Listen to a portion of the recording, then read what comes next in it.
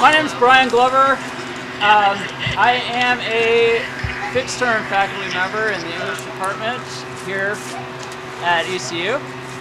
And if you're a student, I don't think we have any immediate students here, but if you're a student at home, if you're watching this on the news, what I would like to ask you first is, do you have any idea what that means? Well, if somebody says, I'm a fixed-term faculty member, I'm a non-tenure track faculty member, I'm a tenured faculty member, have you stopped to figure out what that means? Well, you might think this doesn't affect you.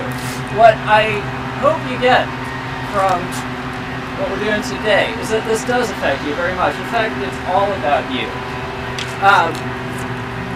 So I want just to talk very briefly about what I hope professors will do for their students and what I hope students will do for the university that they love. Every semester, at the end of the semester, as you guys all know, we have these course evaluations that everybody's supposed to do. They're called spots, where students are asked to comment on the instructions that they get, from their professors. And every semester, when that time comes around, I ask people, like, so do you have any idea what happens to this thing after you fill it out? Well, no. You know? So I think one of the best things that we can do as faculty is when that time comes around every semester, tell students who they're writing to. What happens to that form after they fill it out and press send. Right? And I explain to them, and if you're a student, I'll explain to you now, really briefly, a little bit of how the labor system at this university works. The first thing you want to find out if you're a student is, what is your professor's title? It's easy to look up on your professor's department's website. It'll usually be organized by rank. And that title tells you quite a bit. It's a status-conscious place you're at. If you look on one of those websites, you'll see your professor might be called an assistant professor. That is somebody who is on the tenure track. So that is somebody who's been hired recently. They've got usually somewhere around 6 years, prove themselves as a scholar, and then they are granted a certain amount of protection to their job that's supposed to protect free academic inquiry, so they can follow the truth without regard to power that might want to keep them away from the truth. So those people are under a lot of pressure to prove themselves in their job. Once they get tenure at that point, which is a high-stakes operation, then their title will be associate professor. And most people then are most deeply involved in the operations of the departments. Hey, how you doing? All right.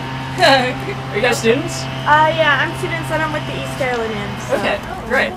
Alright, so I was just saying, you know, I always ask people at the end of every semester, like, do you know where all of your professors are on the tenure track?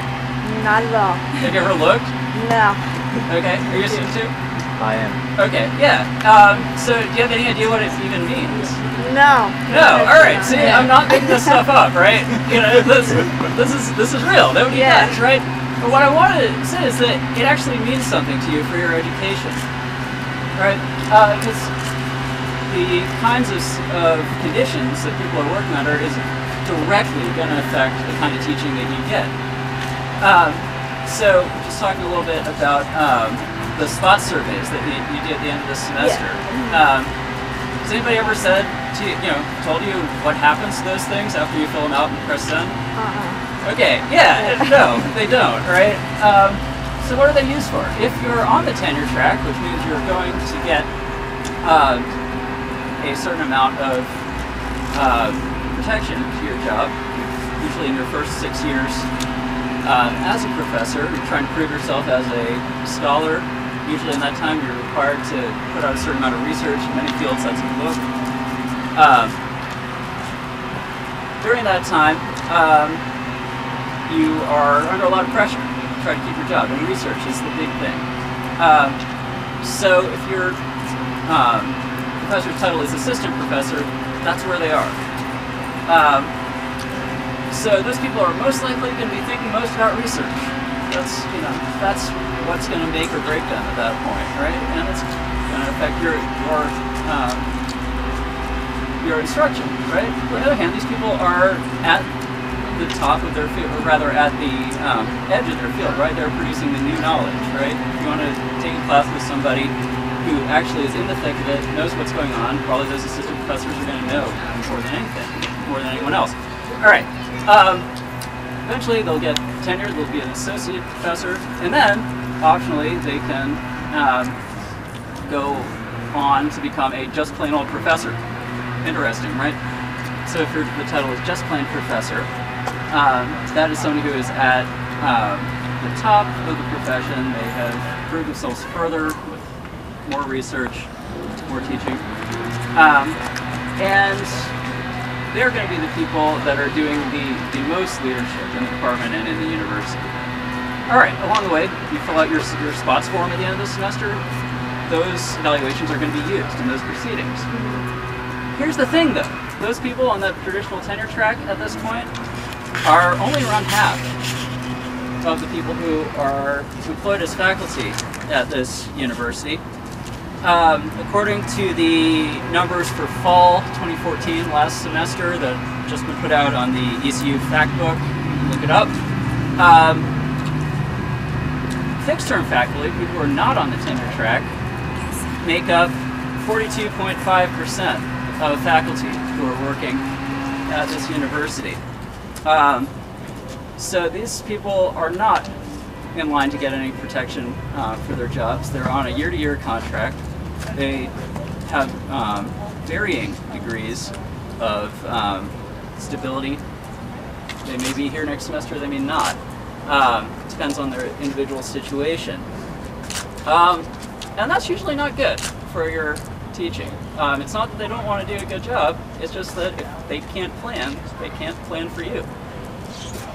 So this is something to be concerned about, and it's on the rise. In 1996, when I graduated from college, fixed-term faculty were 29% of faculty at ECU.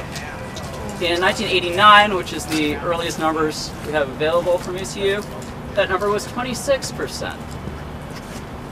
So what we're seeing happening here is that this whole system is moving away from a system that values quality research, values job stability, values having professors who can learn what ECU students need over time and do their best for the specific needs that people have here at this university. So what I hope students will take from this is you are getting less for your money than people here at ECU were 5 years ago, 10 years ago, 20 years ago. You're being charged more in tuition and you're getting back less in instruction. Why is this happening? Right? Main reason is the legislature in Raleigh has been cutting the amount of funding ECU gets every single year. I came here in 2008. Every single year that I've been here, ECU's budget has been cut. That's going to come out somewhere. For a long time, we've been trying to keep it from affecting the students. We've been trying to do more with less. To teach more students with fewer people. It's getting to the point now where it's starting to affect what happens in the classroom. One of the things you may notice as a student, you may notice that it's hard to get into an upper level class. It may seem like there used to be a lot more of them. Have you noticed this? Yes. Yeah, that's not an accident, all right? And it's not like everybody was like, you know what, I'm just really tired of teaching those upper level classes. Let's not do that anymore. You know? No, all right. What happened was the university and the UNC system above it demands higher and higher ratios of students to faculty in each class. So that means smaller classes are not going to go. If If you want small classes, if you want to get some personal attention from your professors, you're kind of out of luck. And that's the way the system is pointed right now under the direction of the North Carolina legislature. So what I hope people will think about now, as you go forward,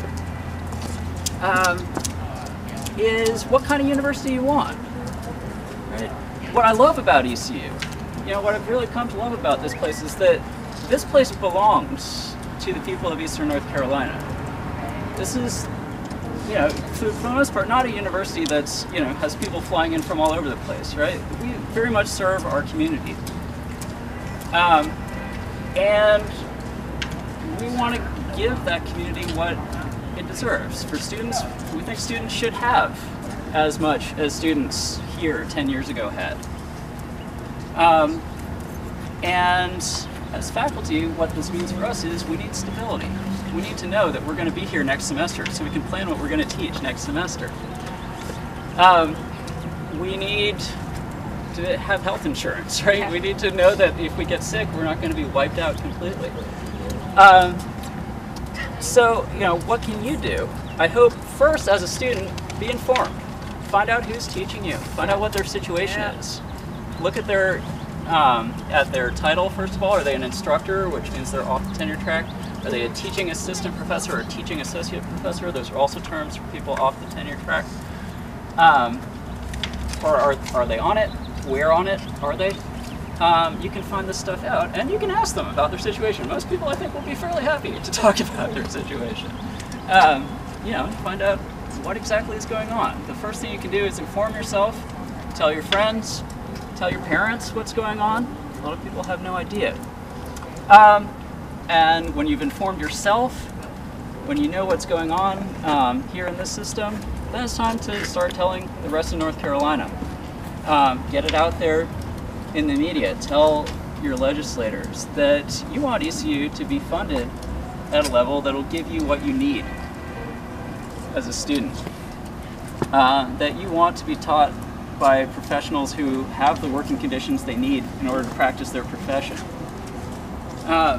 Ultimately, you can have the university that you want, but we are all going to need to work for it. So go out, do it, and we can make this a better place for everybody. Thank you. Woo! All right. Yay, Brian! We'll have another speaker in a